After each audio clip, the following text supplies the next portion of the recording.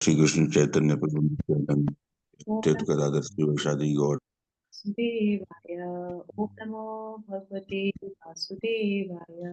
ओम नमो भगवते वासुदेवाय।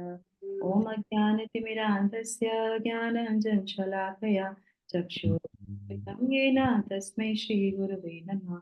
नमः ॐ विष्णुपादाय कृष्णपृष्ठाय भूतले श्रीमते भक्तिवेदान्तस्वामिने नामिने। नमस्ते सारस्वते देवे गौरवाणी प्रचारिणे निर्विशेष शून्यवादी पाश्चात्य देश तारिणे। जय श्री कृष्णा चैतन्य प्रभु नित्यानंदा श्री अद्वैत गदाधर श्रीवासादि गौर भक्तवृंदा। हरे कृष्णा कृष्णा कृष्णा हरे हरे हरे राम राम राम हरे हरे। जगत गुरु श्री की जय। भगवत वाणी भगवत गीता जी की जय। गुरु महाराज की जय। भगवत श्री गुरु श्री चैतन्य ईश्वर। हरे Krishna.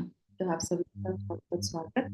Thank you so much for joining. तो हम लोग जो है अभी भगवत गीता के 13वें अध्याय के श्लोक संख्या 9, 10, 11, 12 है ना। तो ये एक कड़ी है जिसमें कि हम लोग गुणों का वर्णन सुन रहे हैं और वो गुण जो कि हमको ज्ञान प्रदान करते हैं और ये ही असली ज्ञान है। अगर हम इनको कल्टीवेट करते हैं इन गुणों को तो बोलते हैं भगवान कि तुम मेरे धाम तक आ सकते हो, तुम इस बद्ध शरीर से बाहर आ सकते हो। तो हमें उन गुणों को बारे में हम सीख रहे हैं, ठीक है। तो हम लोगों ने अभी तक जो है नौ कल हम लोगों ने 9 वाले श्लोक के जितने भी गुण थे वो सारे कंप्लीट कर लिए। आज हम लोग 10 वाले श्लोक में जो गुण बताए गए हैं उसको शुरू करेंगे और श्रील प्रभुपाद के तात्पर्य कंटिन्यूशन में चालू है। तो अब आ जाते हैं वाले श्लोक संख्या पढ़ते हैं यहाँ पे। यस। तो 10 में क्या है? असक्ति। हाँ। असक्ति अनभिष्वङ्ग पुत्रादारग्रह आदिषु नित्यं च समचित्तत्वम् इष्ट अनिष्ट उपपित्तिषु। तो यहाँ पे जो है इस श्लोक में जो है असक्ति के बारे में बताया है। तो हम शुरुआत करेंगे। माता जी कल कहाँ पे हम लोगों ने छोड़ा था? हाँ, जरा जन्म व्याधु से हम लोगों ने पेज नंबर जो है 4, 6, 7 पे हमने विराम किया था। अब इसके आगे हम पढ़ेंगे। यस माता जी, कौन पढ़ेगा सेकंड पैराग्राफ? हरे कृष्णा माता जी, सबको प्रणाम। जहाँ तक संतान, पत्नी तथा घर के विरक्ति की बात है, इसका अर्थ यह नहीं कि इनके लिए कोई भावना ही नहीं हो। ये सब स्नेह के प्राकृतिक वस्तुएं हैं, लेकिन जब ये आध्यात्मिक उन्नति के अनुकूल न हो तो इनके प्रति आसक्त नहीं होना चाहिए। घर को सुखमय बनाने का सर्वोत्तम विधि कृष्ण भावना अमृत है। यदि कोई कृष्ण भावना अमृत से पूर्ण रहे तो वह अपने घर को अत्यंत सुखमय बना सकता है, क्योंकि कृष्ण भावना अमृत की विधि अत्यंत सरल है। इसमें केवल हरे कृष्ण कृष्ण कृष्ण हरे हरे, हरे रामा राम राम हरे हरे का कीर्तन करना होता है और कृष्ण प्राप्ति भोग का उच्चिष्ट ग्रहण करना होता है। भगवत गीता तथा श्रीमद् भागवतम जैसे ग्रंथों पर विचार विमर्श करना होता है और आचार्य विग्रह की पूजा करनी होती है। इन चारों बातों से मनुष्य सुखी होगा। मनुष्य को चाहिए कि अपने परिवार के सदस्यों को ऐसी शिक्षा दे। परिवार के सदस्य प्रतिदिन प्रातः तथा सायंकाल बैठकर 7 साल हरे कृष्ण मंत्र के कीर्तन करें। यदि कोई इन चारों सिद्धांतों का पालन करते हुए अपने पारिवारिक जीवन को कृष्ण भावना अमृत विकसित करने में ढाल सके तो पारिवारिक जीवन को त्याग कर विरक्त जीवन बिताने की आवश्यकता नहीं होगी। हरे कृष्ण माता जी, इसको हम यहीं पे विराम करते हैं। Thank you. हरे कृष्ण माता जी, थैंक यू माता जी। तो सबसे पहले जो शब्द आया है वो क्या बताया है इसमें? आसक्ति ही है ना। तो यहाँ पे श्रील प्रभुपाद किसकी बात बता रहे हैं, ये जो हम श्लोका पढ़ रहे हैं इसमें बता रहे हैं कि हमको जो है संतान जो है आसक्ति है ना, संतान पत्नी घर से विरक्ति की बात की जा रही है। तो विरक्ति का मतलब ये नहीं है कि हमको उनसे लगाव छोड़ देना चाहिए या हमको उनकी टेक केयर नहीं करनी चाहिए। तो यहाँ पे जो है क्या बताई जा रही है, हमको बहुत ज्यादा आसक्ति नहीं करनी चाहिए, है ना। तो और इसीलिए बोलते हैं कि पुत्रादि की जो प्रीति होती है, जो बहुत ज्यादा उनमें लगाव होता है, उनसे हमको विरक्त रहना चाहिए, ठीक है। अब इसी तरीके से जो है उदाहरण के लिए हम ले सकते हैं, जैसे कि एक कमल होता है, कहाँ पे उगता है वो, कीचड़ में उगता है, करेक्ट।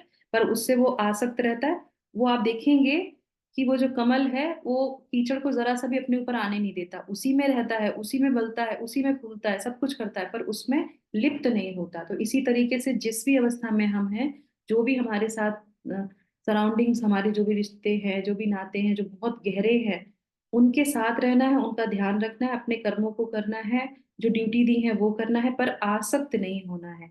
ये हमको यहाँ पे ज्ञान दिया जा रहा है। और शिला प्रभुपाद बहुत अच्छे से हमको शिक्षा दे रहे हैं। क्या कह रहे हैं कि जो भी परिवार मिला है उससे दूर जाने की जरूरत नहीं, उनको कृष्ण भावना भारत में ले आओ, है ना। तो ये हमारे लिए बहुत बड़ा जो है सेवा है जो हमको करनी चाहिए, जो हमें गुरु बताते हैं। तो क्या बता रहे हैं कि बहुत सरल है, बहुत कठिन नहीं है, पर एक्चुअल में बहुत सरल नहीं है, ये बहुत ही कठिन है। पूरे परिवार को कृष्ण भावनावत में लाना बहुत मुश्किल है ना। तो इसमें क्या करना होता है कि हमको पूरे परिवार के साथ मिलके क्या करना चाहिए, कीर्तन करना चाहिए हरे कृष्णा महामंत्र का। और आप देखेंगे जब आप हरे कृष्णा महामंत्र लेने लगते हैं तो थोड़ा समय लगता है, पर परिवार बदलने लगता है। आप आस्था के साथ, दृढ़ विश्वास के साथ करेंगे तो स्वतः स्वतः ही परिवार बदलने लगा। पर अगर आप उनको डोमिनेट करेंगे कि नहीं तुमको ये करना है, तुम्हें ऐसे करना है, तो फिर वो नहीं करेंगे। आप प्रार्थना करिए, आप हरे कृष्णा कीजिए, आपका व्यवहार चेंज होगा, पूरा परिवार धीरे धीरे चेंज हो जाएगा। और क्या करना चाहिए, कृष्णार्पित भोग का उच्चिष्ट ग्रहण करना चाहिए, ये बहुत इंपॉर्टेंट है। चेतना बदलती है जब भगवान का हम उच्चिष्ट प्राप्त करते हैं। तो भगवान घर में भोग बनाइए, किसी को कुछ बोलने की जरूरत नहीं है, और क्या कीजिए, सबको प्रसाद के रूप में बांट दीजिए। जैसे जैसे वो खाते जाएंगे, जैसा खाएंगे अन्न वैसा होगा मन। तो हम लोगों ने क्या सीखा था, ये मन में जो विकार जो आ जाते हैं उसी से सारी चीजें, हमारी इंद्रियां, इंद्रिय भोग के विषय चालू रहते हैं। तो अन्न जैसा खाएंगे मन वैसे ही शुद्ध होने लगेगा, और धीरे धीरे चेतना भी बदलती चली जाएगी। भगवत गीता पढ़नी है, भागवतम पढ़ना है साथ में बैठ के, और उसके साथ विचार विमर्श करना चाहिए, है ना। और उसके बाद अर्च विग्रह की पूजा करनी चाहिए। तो ये गृहस्थ के लिए बहुत अच्छा नियम बताया गया है। इन चारों बातों से मनुष्य सुखी होगा। तो ये हमें शिला प्रभुपाद इस तरीके से यहाँ पे बता रहे हैं। यस, आगे कोई एक माता जी और पढ़ लीजिए। माता जी ने कहाँ विराम किया था? हरे कृष्ण। लेकिन यदि ये आध्यात्मिक प्रकृति के लिए अनुकूल ना रहे। हरे कृष्णा माता जी पढ़ो। हाँ माता जी। हरे कृष्णा। लेकिन यह आध्यात्मिक प्रगति के लिए अनुकूल न रहे तो पारिवारिक जीवन का परित्याग कर देना चाहिए।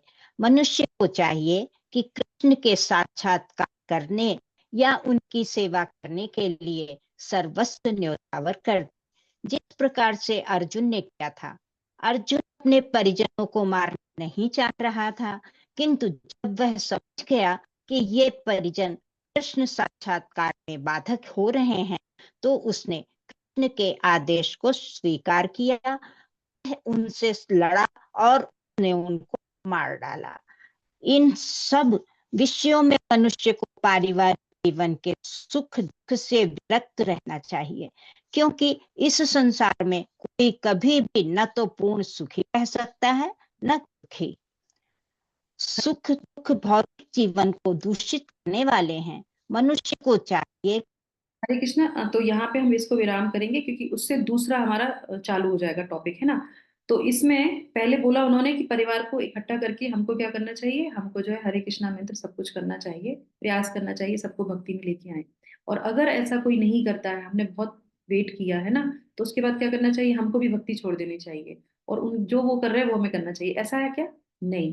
हमारे गुरु क्या कहते हैं कि तुमको भगवान ने वो ज्ञान दिया है कि हमको इस भव सागर से बाहर निकलना है। तो इसका मतलब ये नहीं है कि अब कोई नहीं आ रहा है तो हम भी ना आए, तो हम करते रहे, नहीं। हमको अपनी भक्ति नहीं छोड़नी है, घर को डिस्टर्ब नहीं करना है, पर हमको अपनी भक्ति नहीं छोड़नी। हम किसी के कहने पे अपना हरे कृष्णा नहीं छोड़ेंगे, है ना। होता है ना कभी कभी कोई चीजों के लिए, जैसे पत्नी कुछ मांगती है या पति कुछ मांगता है, मेरे लिए ये कर दो, तो कुछ नहीं चाहिए हमको। हमको हमारा साधना करने दीजिए, बस इतना हम चाहते हैं आपसे। क्यों? क्योंकि वो करते रहेंगे तो कभी ना कभी, क्योंकि कुछ प्रारब्ध रहते हैं इसलिए नहीं हो पाती सुविधा, तो छोड़ देना चाहिए। पर पुरुषों को ये बताया गया कि वो अपना घर त्याग सकते हैं, पर स्त्रियों को नहीं है। स्त्रियों को तो किसी के शेल्टर में ही रहना चाहिए, पति, पुत्र, और फिर या फिर अपने पिता। कल ही मैं शिला प्रभुपाद का लेक्चर सुन रही थी, तो उसमें शिला प्रभुपाद बता रहे थे कि जो माँ बाप अपने बच्चों को कृष्ण भावनामृत के ज्ञान नहीं देते, जैसे अभी ललित मोहन प्रभु जी हैं, तो ये पिता होंगे अवश्य किसी के, नहीं होंगे तो पुत्र होंगे किसी के। तो ये दायित्व बनता है कि अगर वो व्यक्ति को पता है कि हरे कृष्ण मंत्र है या कुछ भी है, तो उसका ये दायित्व बनता है कि वो अपने घर को बताए, अपने संतान को बताए। और नहीं बताता है तो शिला प्रभुपाद कहते हैं वो शत्रु है। कुछ भी दे दो आप, कितना भी ऑपुलेंस उसको दे दो, कितनी भी उसको लेविश लाइफ दे दो, अगर आपने उसको भगवान का नाम नहीं दिया या भगवान से नहीं जोड़ा, तो आप कौन है? आप शत्रु हैं। तो ये हमको बहुत ध्यान रखना चाहिए और अपनी भी साधना को ध्यान रखना चाहिए। अब आ जाते हैं दूसरा, यहाँ पे बता रहे हैं अनभिष्वंग। तो ये क्या है, इसके बारे में हम समझेंगे। यस माता जी, पढ़िए यहाँ से। सुख दुख भौतिक जीवन।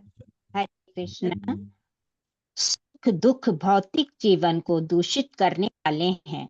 मनुष्य को चाहिए कि इन्हें सहना सीखे, जैसा कि भगवत गीता में उपदेश दिया गया है।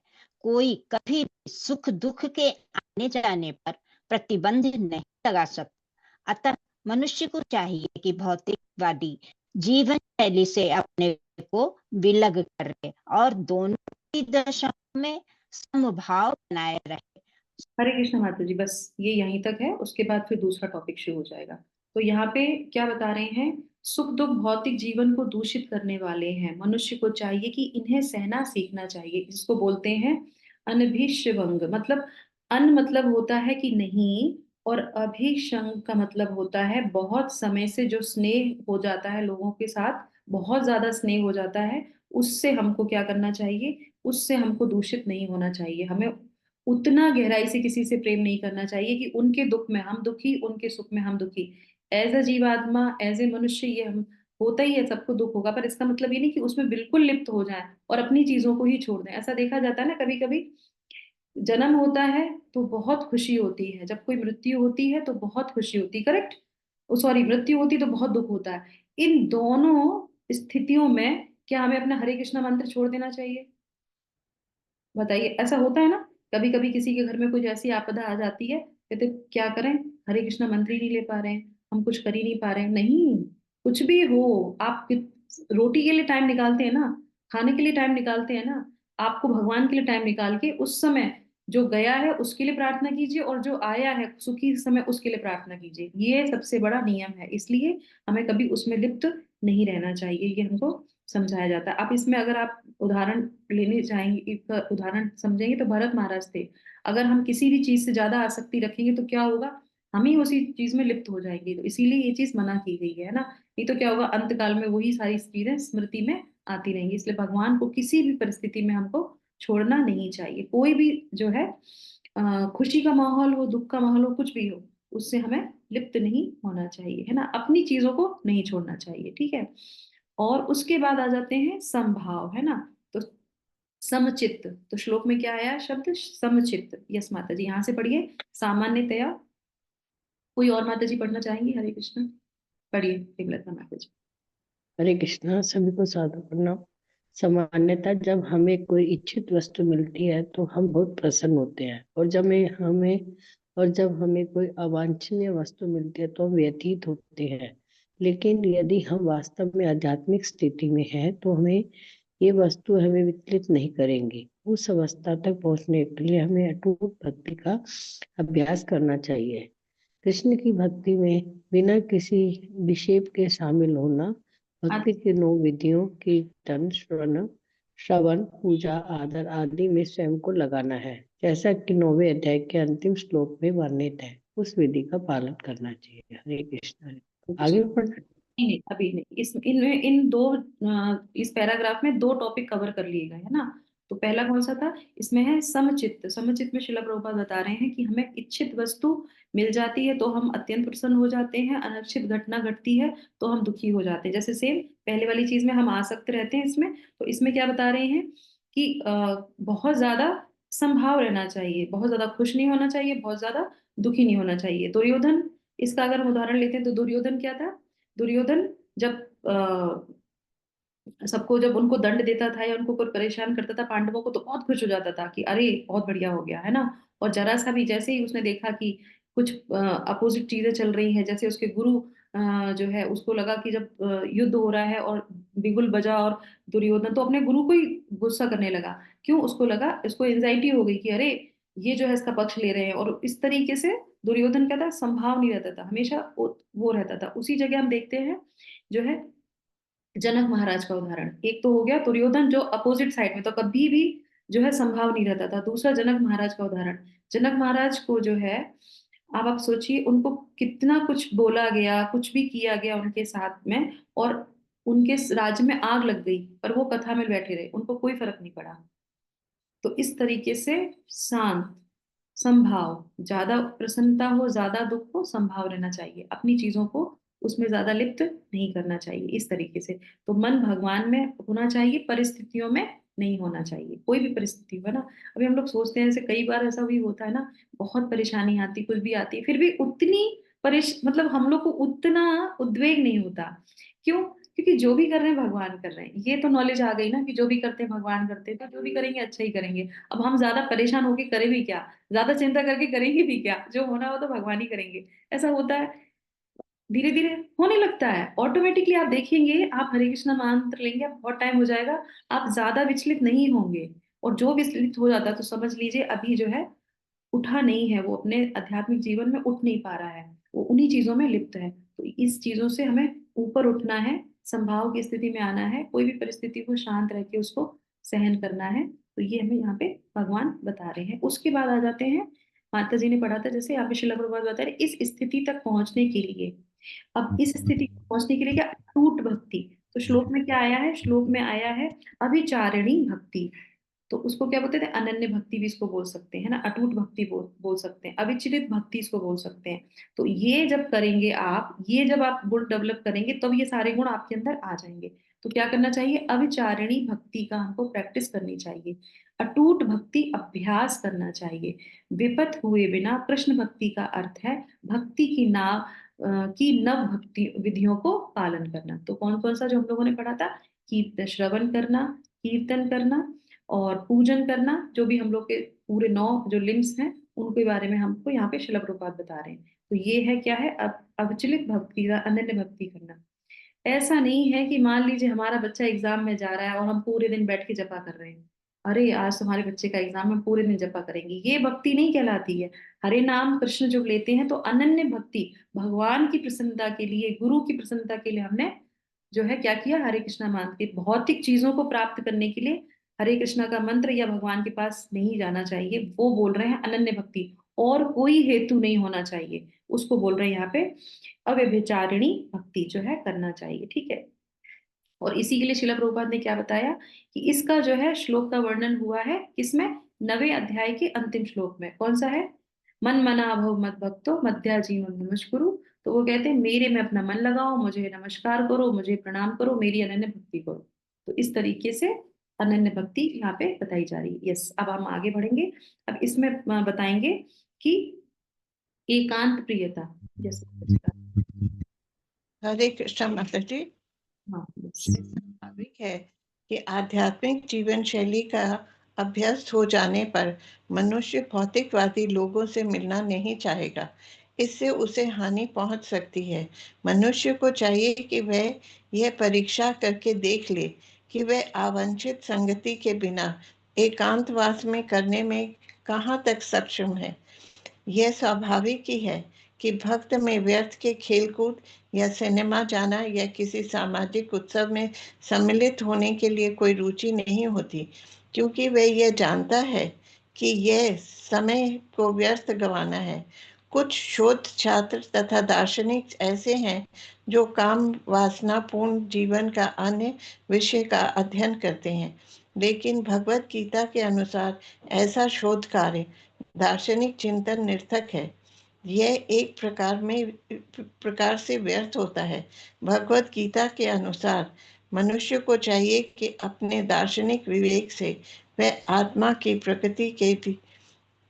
प्रकृति के विषय में शोध करे, उसे चाहिए कि वह अपनी आत्मा को समझने के लिए शोध करे, यहाँ तक कि इसी की संस्तुति भी की गई है। हरे कृष्णा माता जी। अच्छा, तो इसमें हमने दो टॉपिक कवर कर लिए। ये हमारा 11वां श्लोक प्रारंभ हो गया यहाँ से, है ना। अविचारिणी तक तो 10वां श्लोक खत्म हो गया, फिर 11वें से शुरू होता है। इसमें क्या बता रहे हैं शिला प्रभुपाद, इसमें बता रहे हैं विविक्त देश सेवित्वम, है ना, अरक्ति जन संसदी संसदी, है ना। तो इसमें क्या बोल रहे हैं, इसमें बोल रहे हैं कि एकांत प्रिय होता है वो व्यक्ति, है ना। वो क्या चाहेगा, एकांत प्रियता हो जाता है, यानी कि वो अनावश्यक भीड़ से दूर रहेगा, है ना।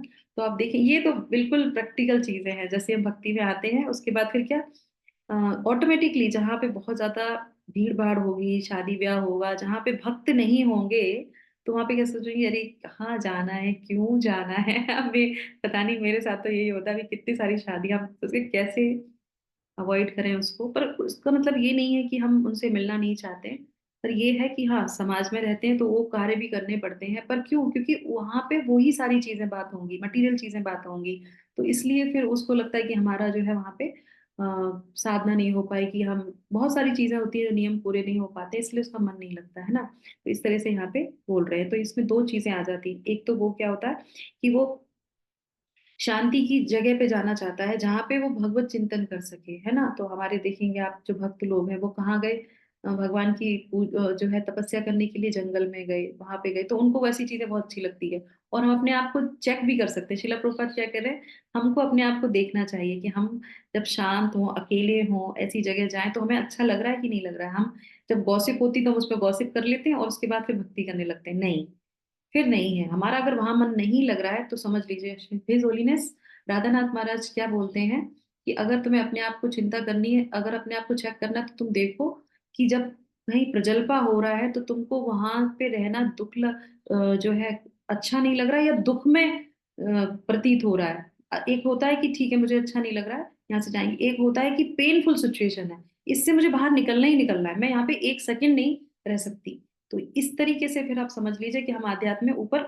उठ रहे हैं। अगर नहीं है, सब मिल गए, बढ़िया है, गॉसिप कर लो, सही है, फिर अपनी जो है 16 राउंड भी कर लो, नहीं, फिर वो नहीं है। तो यहाँ पे ये बहुत इंपॉर्टेंट बात है कि ऐसा व्यक्ति जो है, हमको क्या करना चाहिए, अनावश्यक भीड़ से दूर रहना चाहिए, अभक्तों का संग नहीं करना चाहिए, ठीक है। और उसके बाद, और इससे बहुत अच्छा एक उदाहरण भी आता है, पांडवों ने अपनी सारी तपस्या कहाँ की थी, अज्ञातवास में ही कर ली थी। वो जंगल चले गए तो उन्होंने वहां पे क्या किया, अच्छे से भक्ति करी। हमारे एक महाराज हैं, वो क्या बोलते हैं कि अगर भक्तों को जेल में डाल दो तो वो वहां पे क्या करेंगे, वो वहां पे अपना जो है, जो अगर उनका भक्ति शास्त्री का कुछ असाइनमेंट रह गया होगा, वहां बैठ के अपना वो असाइनमेंट पूरा कर लेंगे, उनको कोई फर्क नहीं पड़ेगा। उनको शांति चाहिए, कोई डिस्टर्ब ना करे, तो हम अपनी भक्ति के सारे अंग पूरे कर लें। तो इस तरीके से बोल रहे हैं। और फिर क्या है, असत जन संगादि, है ना। तो जहाँ पे लोग, पॉलिटिक्स है, मेला है, ये सब चीजें होती है ना, जहाँ पे बाहर की चीजें, भौतिक चीजों को देखना, उसमें रमण करना, उसमें खुश होना, तो उसमें उसको पसंद नहीं आता रहना, है ना। तो इस तरीके से जो है ये हो गया। अब हम आ जाते हैं लास्ट वाले पे, जहां तक आत्म साक्षात्कार। तो ये हमारा 19वां पॉइंट होगा, और उसके बाद 20। तो ये 20 जो है गुण हमने सीखे थे। यस माता जी, बताइए कौन पढ़ेगा, जहां तक आत्म साक्षात्कार का संबंध है। हरे कृष्णा। जहाँ तक आत्म साक्षात्कार का संबंध है, यहाँ पर स्पष्ट उल्लेख है कि भक्ति योग ही व्यवहारिक है। जो ही भक्ति की बात उठे तो मनुष्य को चाहिए कि परमात्मा तथा आत्मा के संबंध में पर विचार करे। आत्मा तथा परमात्मा कभी एक नहीं हो सकते, विशेषतः भक्ति योग में तो कभी नहीं। परमात्मा के प्रति आत्मा की यह सेवा नित्य है, जैसा कि स्पष्ट किया गया है। अतः भक्ति शाश्वत नित्य है। मनुष्य को इस दार्शनिक धारणा में स्थित होना चाहिए। जी, हरे कृष्ण। श्रीमद् भागवत। एक मिनट, इसके बाद आप कंटिन्यू करना। ये हो गया 19वां हमारा जो है टॉपिक। वो क्या है, आध्यात्मिक ज्ञान नित्यत्वम ज्ञान जो है इति प्रोक्तम, लिखा हुआ ना, आपने देखा होगा श्लोक में। तो इसका क्या मतलब होता है कि हमेशा वो आत्मा के ज्ञान पर हमेशा विमर्श करेगा, हमेशा ये ध्यान रखिएगा कि मैं आत्मा हूँ, मैं शरीर नहीं हूँ, और परमात्मा से मेरा क्या कनेक्शन है, उससे संबंधित में जो भी चीजें होंगी उस पर वो हमेशा विचार विमर्श करेगा। तो ये उसकी धारणा बनी रहती है ना। और शोध कार्य में, चिंतन में, सॉरी, हाँ, भगवत गीता के सॉरी कहाँ पढ़ रही हूँ मैं, परमात्मा के प्रति आत्मा की यह नित्य सेवा नित्य है, जैसा कि स्पष्ट कहा गया है। तो हमेशा, क्योंकि हम भगवान के जो है दास हैं, हम उनके आत्मा भगवान के जो है नित्य दास रहती है, तो हमें भगवान की सेवा में लगना चाहिए। ये सारी चीजें वो हमेशा चिंतन करता रहता है, हमेशा उस ज्ञान में रहता है। तो इससे संबंधित मैं आपको एक बहुत अच्छा एग्जाम्पल देती हूँ। हमारे जो है कैसे जो प्रखर हो जाते हैं भक्त, जो इस अवस्था में होते हैं, वो कैसे इसका रिएक्ट करते हैं। एक बार हमारे जो है हिज होलीनेस गोपाल कृष्ण महाराज हमारे गुरु महाराज से मिलने के लिए आए मायापुर में। और मायापुर में, दिल्ली में थे, क्योंकि गुरु महाराज बीमार थे तो वो दिल्ली में एडमिट थे। और उसके बाद फिर वो जब बाहर आए तो फिर वो उनसे मिलने के लिए आए और बोलते हैं कि और बताओ कैसी तबीयत है अब आपकी। तो वो कहते हैं मैं तो बिल्कुल ठीक हूँ, मैं तो एकदम फर्स्ट क्लास हूँ। तो कहते अच्छा, कल आईसीयू में कौन था फिर? हाँ, तुम बिल्कुल फर्स्ट क्लास हो तो कल आईसीयू में कौन था? तो गुरु महाराज कहते हैं अच्छा, शरीर की बात कर रहे हो। अब आप सोचिए, कितना कष्ट होने के बाद भी शरीर में, और क्या चेतना है वहीं पे कि शरीर की बात कर रहे हैं, हम तो आत्मा है, हम थोड़ी ना बीमार हुए, हम हमें थोड़ी ना कोई कष्ट हुआ, हम तो बिल्कुल अच्छे हैं। तो ये मनोचित्त हमेशा हमेशा उनके दिमाग में वो सब चीजें रहती हैं। कोई उनको जो है एक बार कोई किसी ने कोई कंप्लेंट करी कि ये व्यक्ति ऐसा है, गुरु महाराज इसको कैसे हम जो है कैसे हम इनको दंड दें, हम इसके कैसे। तो गुरु महाराज थोड़ी देर वेट करते हैं, फिर वो कहते हैं कि मैं ये सोच रहा हूँ कि मैं इस व्यक्ति का कैसे भला कर सकूं। मतलब क्या है, क्योंकि वो आत्मा है, और जो अगर वो एक्शन कर रहा है वो शरीर से कर रहा है। तो ये लोग क्या सोचते हैं, गुरु लोग ये सोचते हैं कि हम इस आत्मा का कैसे उद्धार करें, जिससे कि वो शरीर रूपी जो उसने अपराध किए उससे वो बाहर आ सके। कितनी बड़ी स्थिति, चेतना कितनी ऊपर दिव्य होती है इन लोगों की। तो इस तरीके से ये यहाँ पे भगवान सिखाने का प्रयास कर रहे हैं कि हमको उस जो है लेवल पे हमेशा रहना चाहिए। थोड़ा कठिन है, पर हो जाता है धीरे धीरे जब हम हरे कृष्ण महामंत्र का अभ्यास करते हैं। ठीक है, लास्ट का पढ़ लेते हैं जो बहुत इंपॉर्टेंट है, श्रीमद् भागवतम में। यस माता जी, कोई पढ़ना चाहेंगे? श्रीमद् भागवतम में 1.2.11 व्याख्या की गई है। वदन्ति तत् तत्त्वं विदस्तत्त्वं यज्ज्ञानं मद्वयम्। जो परम सत्य की वास्तविक ज्ञाता हैं वे जानते हैं कि आत्मा का साक्षात्कार तीनों रूपों में किया जाता है, ब्रह्म, परमात्मा तथा भगवान। परम सत्य के साक्षात्कार में भगवान पराकाष्ठा होते हैं। अतः मनुष्य को चाहिए कि भगवान को समझने के पद तक पहुंचने और भगवान की भक्ति में लग जाए। यही ज्ञान की पूर्णता है। यस माता जी, इसको पूरा कंप्लीट कर लीजिए। विनम्रता को लेकर भव भवत साक्षात्कार तक की विधि भूमि से चलकर ऊपरी मंजिल तक पहुंचने के लिए सीढ़ी के समान है। इस सीढ़ी में कुछ ऐसे लोग हैं जो अभी पहली सीढ़ी पर हैं, कुछ दूसरी सीढ़ी पर हैं, तो कुछ तीसरी सीढ़ी पर हैं। जब तक मनुष्य ऊपरी मंजिल पर नहीं पहुंच जाता, जो कि ज्ञान कृष्ण का ज्ञान है, तब तक वह ज्ञान की निम्नतर अवस्था में ही रहता है। यदि कोई ईश्वर की बराबरी करते हुए आध्यात्मिक ज्ञान में प्रगति करना चाहता है, तो उसका प्रयास विफल होगा। यह स्पष्ट कहा गया है कि विनम्रता के बिना ज्ञान संभव नहीं। अपने को ईश्वर समझना सर्वाधिक गर्व है। अपने को ईश्वर समझना सर्वाधिक गर्व है। यद्यपि जीव सदैव प्रकृति के कठोर नियमों द्वारा ठुकराया जाता है, फिर भी वह अज्ञान के कारण सोचता है कि मैं ईश्वर हूँ। ज्ञान का शुभारंभ आत्मनित्व या विनम्रता से होता है। मनुष्य को विनम्र होना चाहिए। परमेश्वर के प्रति विद्रोह के कारण ही मनुष्य प्रकृति के अधीन हो जाता है। मनुष्य को इस सच्चाई को जानना और इससे विश्वस्त होना चाहिए। Hare Krishna. Thank you so much माता जी। तो इसमें श्रील प्रभुपाद बता रहे हैं, जो लास्ट का पॉइंट है वो क्या है, तत्व ज्ञान अर्थ दर्शनम। तो क्या है, जो हम सब जीवों को, हम आत्माओं को, जो भी इसमें बताया जा रहा है, तत्व का ज्ञान होना चाहिए। जो ये ज्ञान सेक्शन इसमें क्या बता रहा है लास्ट में, तत्व ज्ञान। तत्व ज्ञान क्या होता है कि हम आत्मा है और भगवान वो परमात्मा है जो हमारे इसमें रहते हैं। और ब्रह्म क्या है? उसका ज्ञान, परमात्मा क्या है उनका ज्ञान, और भगवान कौन है उनका ज्ञान। इन तीनों में डिफरेंशिएट हमको पता होना चाहिए। हमको भगवान की पूजा करनी चाहिए। भगवान ही सर्वोपरि हैं और वो उनको जानना सबसे ऊंची स्थिति होती है। और ये स्थिति जब कोई पहुंचता है, इस तरह पहुंच रहा होता है, तो शुरुआत कहाँ से होती है? विनम्रता से। तो शिला प्रभुपाद क्या कहते हैं? विनम्रता से उन्होंने शुरू किया इस सारे गुणों को बताना। तो वो कह रहे हैं कि विनम्रता से शुरू होके यहाँ तक पहुंचना होता है, और ये सीढ़ी है। तो कोई अभी नीचे वाले पायदान पे होगा, कोई बीच वाले पायदान पे होगा, कोई ऊपर वाले पायदान पे होगा। पर सबसे इंपॉर्टेंट क्या चीज है कि हमें विनम्र होना चाहिए और अपने आप को भगवान नहीं मानना चाहिए। तो बहुत से लोग कहते हैं अहम ब्रह्मास्मि, ये ब्रह्मास्मि। हम और ब्रह्मास्मि करते करते क्या हो जाते हैं कि हम भगवान से ईर्ष्या करने लगते हैं और कहते हैं कि मैं भी तो भगवान बन सकता हूँ, और भगवान बनने की प्रयास करते हैं। पर उनको ये ही नहीं पता है कि भगवान बनने के लिए करना क्या चाहिए।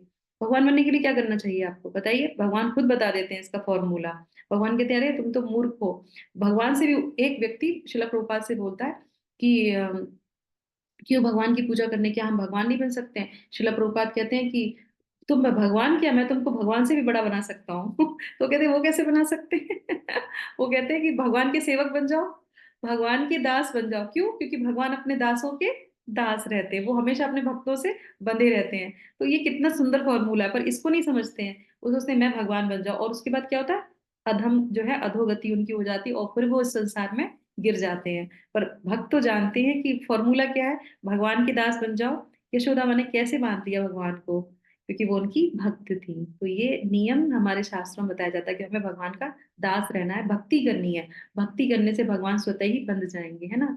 तो इस तरीके से हमने इन सारे गुणों को जाना, और इन गुणों के द्वारा, जैसे कि हम लोगों ने शुरू में जाना था, ये जो ज्ञान है, ये जो गुण है, ये जो भी गुण बताए जा रहे हैं, यही असली ज्ञान है। और इसके अलावा जो भी हम कर रहे हैं, अब आप ध्यान दीजिए, इसके अपोजिट जो भी चीजें हम करते हैं वो सारा अज्ञान है। उससे हम नीचे यहीं पे फंसे रह जाएंगे। तो हमको ऊपर उठना है, इस शरीर से पृथक रहना है, क्षेत्र क्षेत्रज्ञ के बारे में जानना है, क्षेत्रों में क्या विकार होते हैं उनके बारे में जानना है, कैसे ये कार्य करता है उसके बारे में जानना है, कैसे ये जो हमको फेंसेस लगा दिए हैं क्षेत्र के रूप में हमारे लिए, उन फेंसेस से हमको बाहर निकलना है, इस बंधन से हमको बाहर निकलना है, ये ज्ञान बता रहे हैं। और ये ज्ञान क्या है? एक गेट के समान है। उस गेट से ही प्रवेश होके हम भगवान के धाम को जा सकेंगे। इतना सरल नहीं है, हमें पूरा जीवन लग जाएगा इसमें करने के लिए। तो इमीडिएटली, तुरंत हमें क्या करना चाहिए? तुरंत भक्ति में आना चाहिए। अगर हम हरे कृष्णा नहीं कर रहे हैं, तुरंत हमें हरे कृष्णा करना चाहिए। अभी हमारा लास्ट दिसंबर चालू होने वाला है ना। अब इसके बाद फिर जो है नया साल होगा, तो आदमी सोचता है कि हम नए साल में नई चीजें करेंगे। अरे भक्ति तुरंत की तुरंत पकड़ लीजिए। कोशिश कीजिए जितना हो सके भगवत गीता का वितरण कीजिए, भगवत गीता का पारायण कीजिए, दूसरों को हरि नाम दीजिए, खुद हरि नाम लीजिए। बस यही हमारे जीवन का जो है सार है। तो इसी के साथ हम जो है यहाँ पे विराम करते हैं। और जो इन सब बातों को जानता है वो क्या कहलाता है? शास्त्र में बोलता है वही गुरु कहलाता है। वही असली गुरु है, नहीं तो नहीं है। वो खुद इन सब चीजों को फॉलो करता है, दूसरों को बना बताता है, बस वही जो है असली मायने में गुरु कहलाता है। हरे कृष्णा कृष्णा कृष्णा हरे हरे, हरे रामा राम रामा हरे हरे। जगत गुरु श्रील प्रभुपाद की जय। हरिओम तत्सत। हरे कृष्णा। तो आप सब लोग का दिन शुभ हो, मंगल में हो, और हम सब लोग मिलकर प्रयास करें कि सारे गुण लोग डेवलप कर सकें अपने अंदर, है ना। Hare Krishna. Thank you so much. तो कल हम लोग नए सेक्शन में प्रवेश। सादर प्रणाम माता जी। हरे हरे कृष्णा। कृष्णा माता जी। जो माता राजा जी, जनक सादर थे जो प्रणाम। विचलित नहीं हुए थे, हरे कृष्णा। हाँ माता जी का। राजा जनक जी थे जो राज्य में आग लगने पर विचलित नहीं हुए थे, राजा जनक। राजा जनक जी क्या जो है वो कथा सुनने के लिए गए, है ना। और वो कर रहे थे, और उनके राज्य में आग लग जाती है।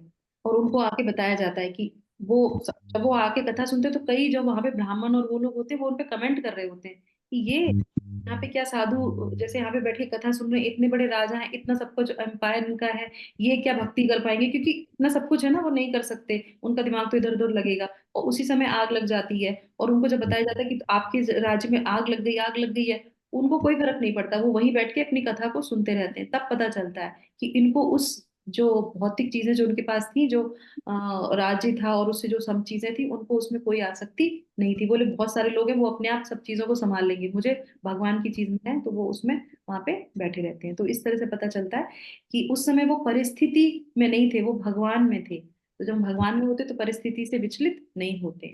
जो होना होगा वो भगवान ही करने वाले हैं, जो जो बिगाड़ेगा वही बचाएगा, तो वो विचलित नहीं होते इस तरीके से। ठीक है। थैंक यू माता जी, thank you so much. Hare Krishna. Hare Hare Krishna.